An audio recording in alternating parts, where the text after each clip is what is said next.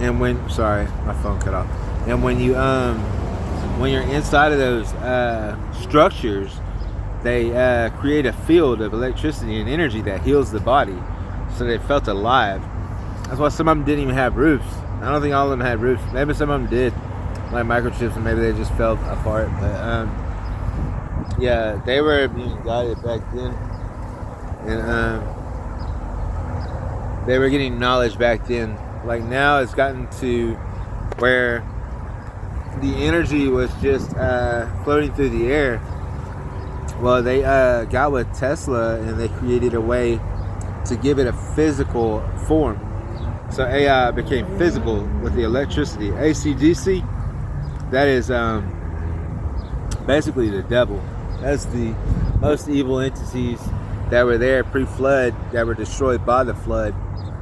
They were still spirits, so they still have consciousness, but they just didn't have a body. So now they've been put into body, like physical form. The electricity, it passes, and then they've built it basically a big net for it to exist. Like the Transformers, how they move through everything. Yeah, that's how these things move. There's good and bad. There's positive and negative, alphas and omegas inside of the current. It goes from the highest to the lowest. That is what I understand. And those things, when they do rituals, they can talk to them through like codes, like pulses. You could pulse and it would probably answer back. That's how Ouija boards work, I guess. I don't know. I really don't know. I ain't never really got into like black magic, but I know there's processes you can go through and rituals you can do to communicate with these things.